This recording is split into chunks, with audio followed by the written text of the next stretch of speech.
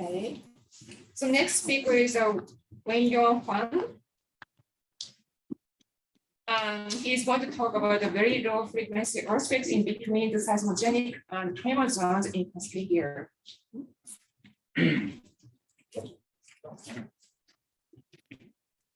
Well, thank you. Thanks for the opportunity to talk to you about very low frequency earthquakes at the down dip edge of the seismogenic zone. We spend a lot of time talking about the up dip edge, mostly because it's easier to observe. But when you really think of what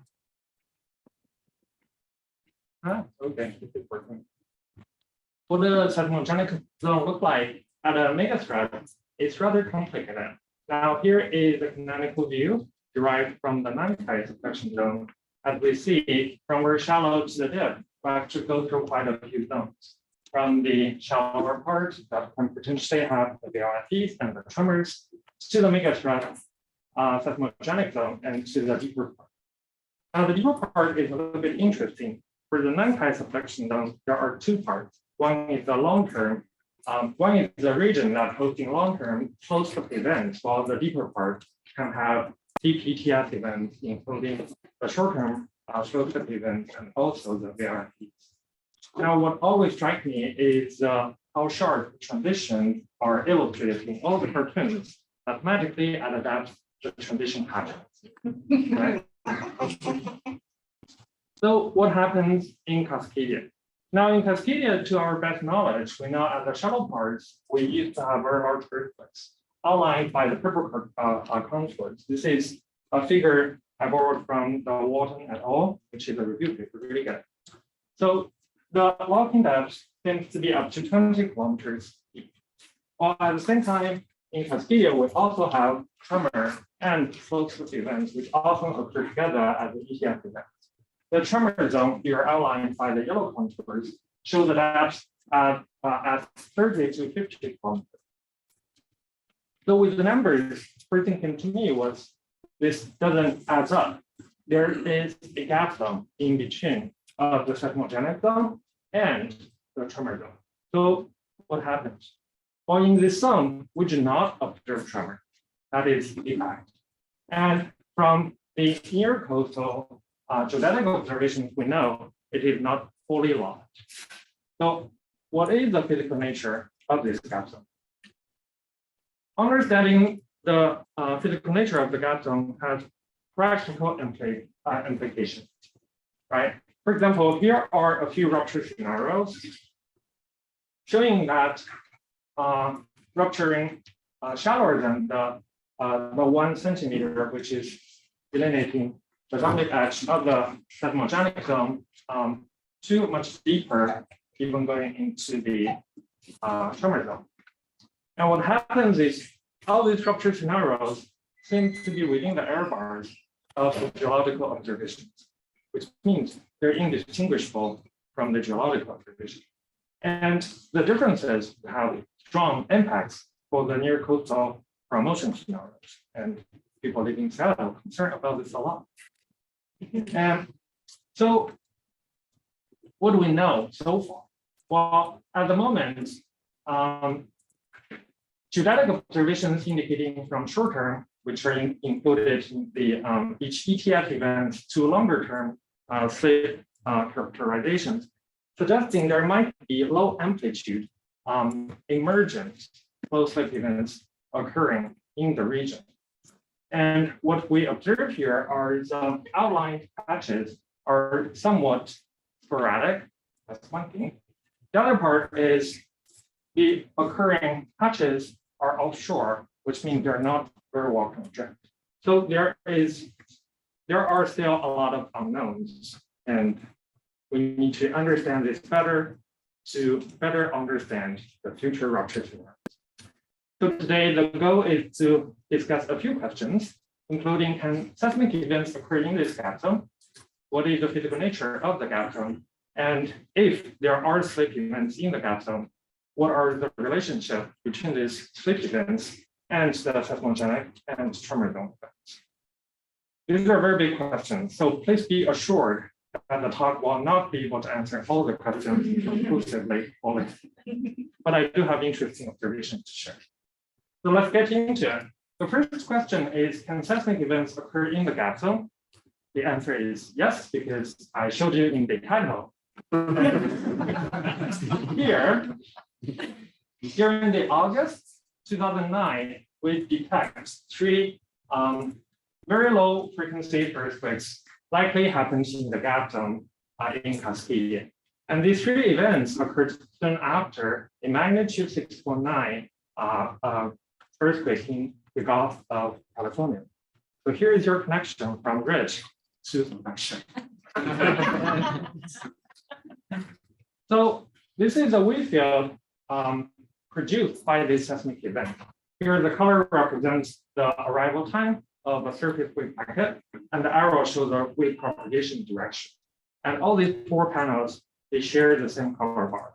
So what you observe here is soon after this magnitude 6.9 event, we immediately start to observe resources in Cascadia. This event is named as E3. This is our best resolved event, and it is separated from the main shock about 2,360 kilometers away, around 764 seconds later, which suggests the occurrence of this E3 event in particular coincides with the passage of the surface waves from the main shock. And so do the other two. But the contours here showing the location uncertainties, and you can see they're too large to make a definitive call of their location and occurrence. So how do we detect the events? We take advantage of large-scale continental arrays, and by dividing it into smaller subarrays, each subarray has 3 stations, and we try to take advantage of local coherence. For example, if there is a plane wave propagating from this direction towards a subarray, the wave packet will arrive at different stations at different times. By cross-correlating the waveform, we will obtain the delay time. And we know the station distribution, so we know the distance, right? So distance and time, you can solve for the horizontal slowness, basic trigonometry, and very simple. By using such local coherence, we can apply it independently to all the subarrays, and then from there, we can trace back and solve for the location of the seismic fields. So with respect to the detected E3, we can align the waveforms to its epicenter. Now here is the record section showing the record is filtered at 20 to 50 seconds. The horizontal axis is the time, and the vertical axis is the distance. You see a coherent wave packet propagating all the way up to 3,000 kilometers away, suggesting this is quite an energetic event. Okay. So what's interesting is such an energetic event was not reported in local catalog. And that is because there is no high frequency radiation produced by this event. Now, because it didn't have high frequency radiation, it seems like it is not your regular earthquake.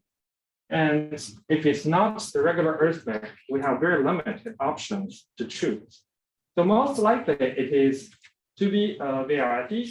And the reason for that is tremor have magnitude too small, or LPs have too small of magnitude, and slow slip events, they do not produce visible seismic signals up to 3,000 kilometers away. So the difference between left and right is the right part is a polar plot to help you to track the coherent physics. So I want to assure you that the detected sources are not structure scatters, and they are seismic sources. And here, my indulgence of myself to show a figure to my seismology nerds friends that will also detect log waves from the arrays as well, showing it is quite a coherent or strong, robust feature. So to understand source a little bit more, we would like to model it. Now here, I want to know the focal mechanism of this seismic source. The approach we decided to take is to take advantage of the already known focal mechanisms of the region. So this is a very low frequency earthquake catalog produced by EDA in GGR 2016. It has 112 events. So what we do is we fix the epicentral location to the location that we have observed, then use the focal mechanism to search the depth, duration, and moment. So here is a detailed view of the operation that we search through each focal mechanism, produce a synthetic seismogram at depth from 5 to 50 kilometers, and with a range of durations. And with the synthetic seismogram, we would cross-correlate with the observations, and the optimal solution maximize the overall cross-correlation coefficient. So here is a striking thing we learned. This event seems to have a magnitude of 5.7 at 15 kilometers. Right?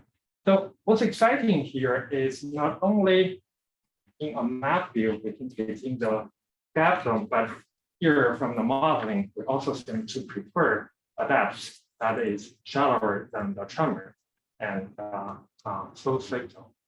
And also a magnitude 5.7 is striking because if this is true, it would be the largest VIP has ever been reported at all subduction zone to date.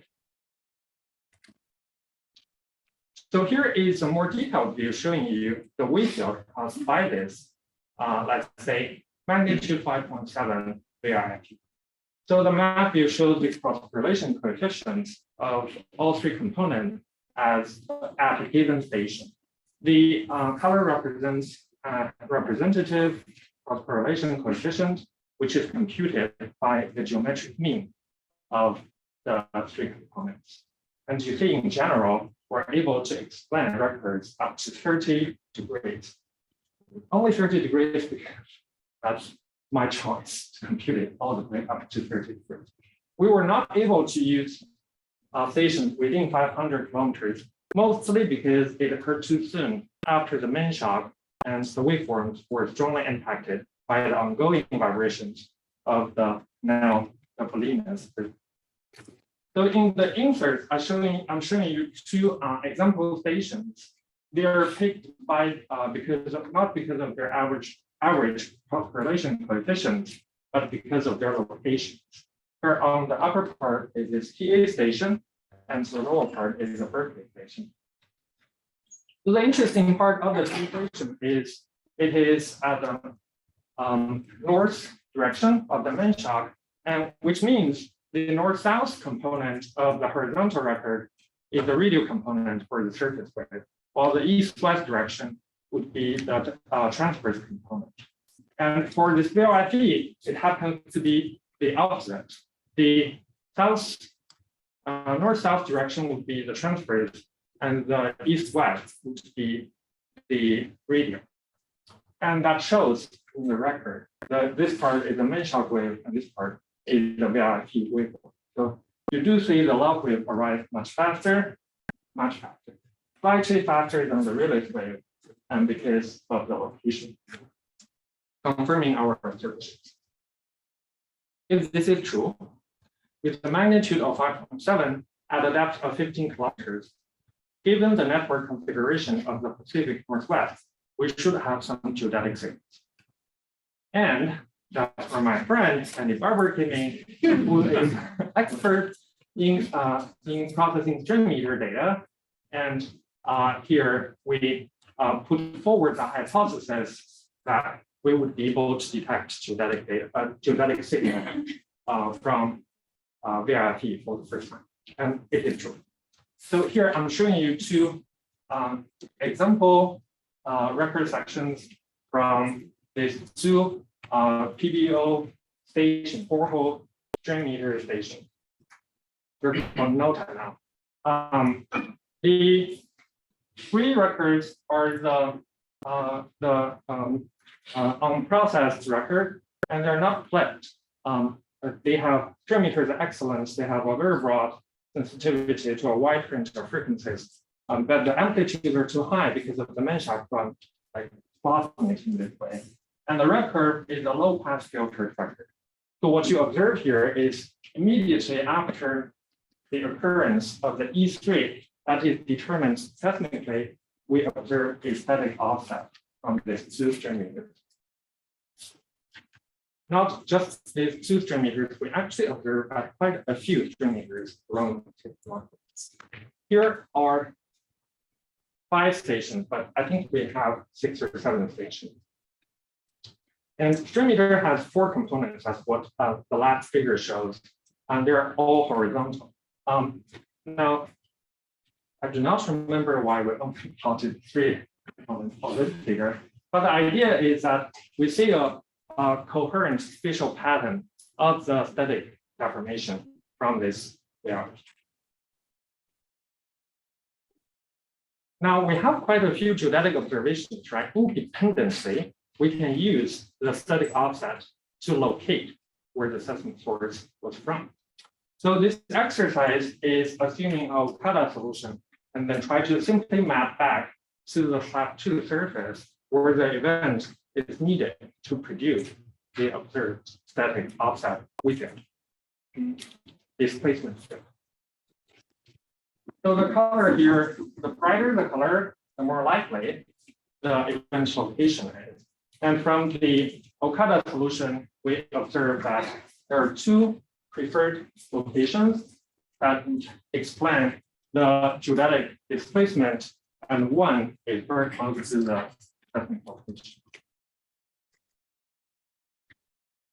To put all the observations into 1 figure to summarize the findings, we observed that overall our collective observation favors a seismic source occurring at a depth around 15 kilometers, which is in the gap zone in between the seismogenic zone and the tremor zone. Here is the background color showing you the tremor density, and on the right side is the long-term slow slip rates. Additional evidence, I don't have time to get into it, is that surface wave amplitude are very sensitive to event depths, and that very much limits us to be shallower than 20 from the waveform modeling. Okay, I think I have convinced you that we observed a real event occurring in the gap zone with a magnitude of 5,000. Then what else? Well, the elephant in the room that I have not addressed is the triggering and the interaction between the main shot and the observed event. So what we're observing here is that 2 events separated by thousands of kilometers away that occurred soon after each other because of the passing waves, right? The spatial temporal correlation suggests the observed VIP E3 was dynamically triggered by the Gulf of California earthquake. So that indicates 2 things. First, the gap zone is critically stressed. And in that case, any perturbation might have led to the occurrence of the E3. The other possibility is that the gap zone is very weak, as indicated by the tremor zone, that the stress drop of that region is on the P-path range. And we think the weak fault hypothesis is unlikely, because if it's that way, we would be able to observe such events more frequently than here, a rare case to be proposed. Now, if it is critically stressed, then what's so special about this event? Why didn't it occur after 2012 Padua earthquake, which is a larger event and much closer? Well, the earthquake itself was actually somewhat special. So given the spirit of GeoPRISMS, I'm going to talk a little bit about the ridge. So here, this is a transform fault at a spread connecting a few small spreading centers. And this is a strike slip fault, but it's actually in the underwater, but it's not an oceanic transform fault. This is still somewhat continental strike slip fault with the material largely resemble characteristics with respect to continental material. And what's special about this event is it seems to rupture really fast. Here from a back projection image, we seem to observe the rupture speed is around 4 kilometers per second. Now assume this is a continental material. This is going to be faster than the shear wave speed at a shallower depth. If it's oceanic, it's a different story. Okay, 4 kilometers per second. And if this is true, then we would observe a macron because of the supershear rupture propagation.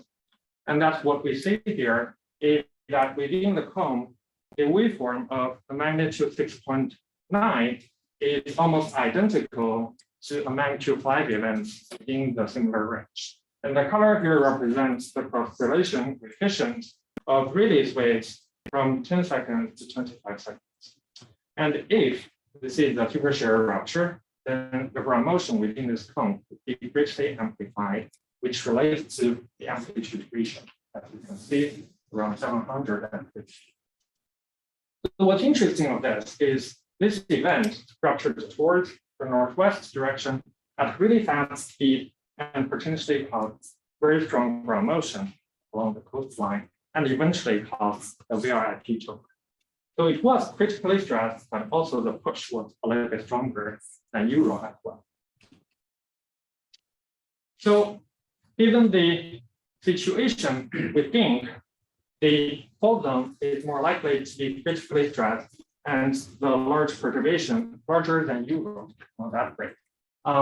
Larger than Euro perturbation might push it over and led to the observed VRIP. And I want to emphasize is that this observation really highlights global scale fault interaction entry and really is some bridge to suppression. And interestingly, the observed triggering process from the earthquake to the VRIPs occurred about 3 days before the 2009 Cascadia ETS event. So, and the spatial locations are very close by to the occurrence of the ETS event. The onset of the ETS event is very close to the VRIP that we have detected, particularly the magnitude 5.7 event that we have with the conference. The tremor started to kick off around August 7th, so which is about 3 or 4 days later than our observed VRIP. So there are a few hypotheses. For example, the VRIP might have played a role in initiating the 2009 Cascadia ETS event. Or maybe the Cascadia ETS event was already ready to go, and the dynamic triggering actually caused both of the events. It's just the slow slip event was not taking off until a few days later, which had an observation of the tremor. And with the current observation, we cannot conclusively narrow down one scenario, but this really highlights at Cascadia, it's more complicated than we thought before. So the other question we have is, what is the physical nature of the gap zone, assuming the VRIP that we have observed is true? Well, intuitively, from that cartoonish Nankai depth variation, one would expect some sort of a transition between the seismogenic zone to the tremor zone. Here is a model proposed by Colin Wang's group that's showing, given the petrology conditions and the thermal conditions, we would expect a semi-frictional or semi-viscous domain in between of the megastress and the ETS zone for Cascadia. So what is happening here is a warm slab which leads to a shallow termination of the seismogenic zone. But the abundant high pore fluid pressure at the tremor zone will cause a conditional instability zone that would produce the tremor. And in between, we might have either case to occur depending on the local condition. So structurally, there have been some very interesting observations. This is active seismic survey took place in northern Cascadia in the early days. It's a combination. So this is the refraction image, but on the right side is the reflection image. I would like to draw your attention to the difference of the reflection characteristics between this panel, the upper right panel and the lower right panel, is that the upper right panel shows the section at the seismogenic zone, where the lower part is very close to the transition zone in between the seismogenic zone and the tremor. And the sharp contrast is indicated by this thick layer of reflection characteristics.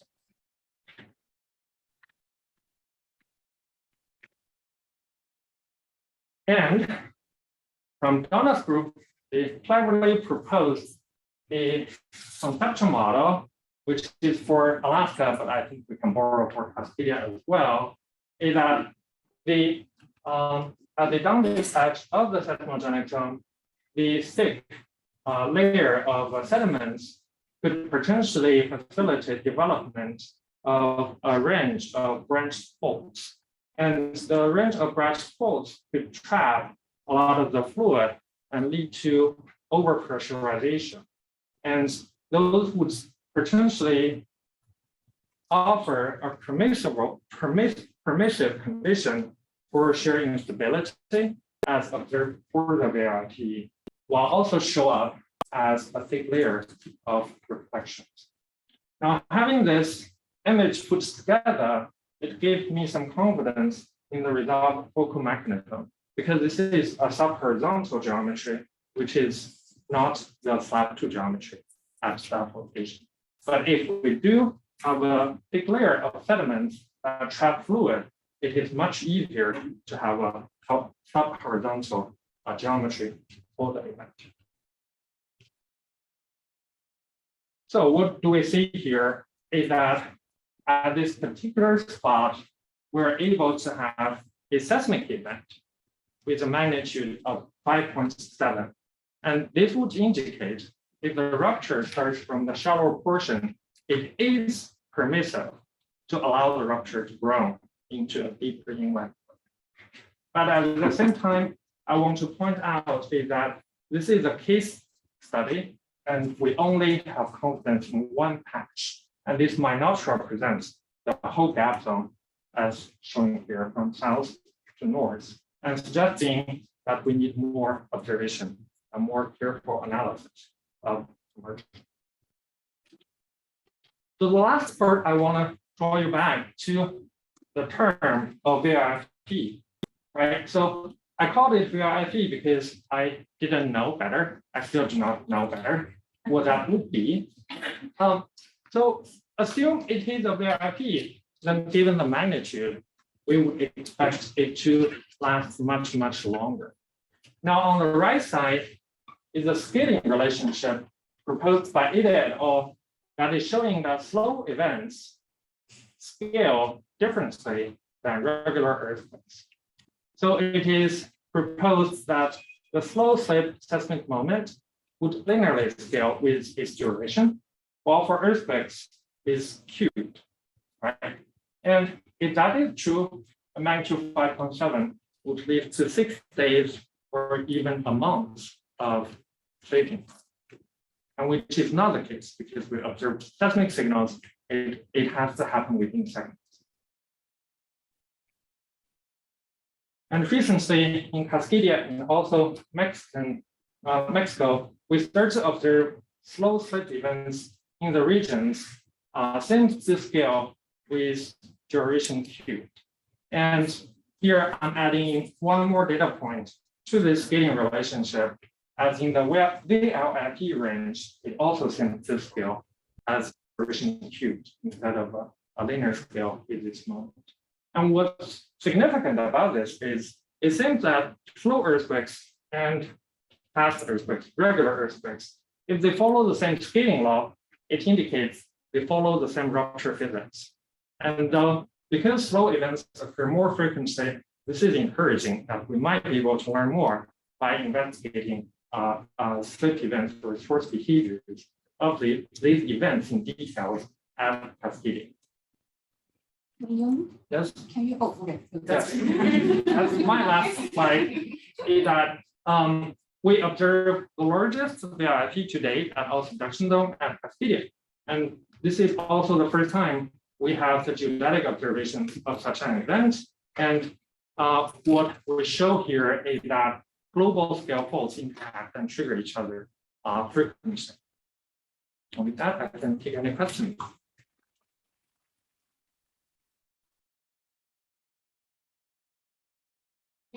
Maybe I can just take a quick question. Maybe Harold is the first. Thank you. Great talk. I have so many questions, so I'll just limit it to one. Now that you have this event or these three events identified, do you think there's prospect for them to become, templates for searches, either geodetically or seismically for a lot more?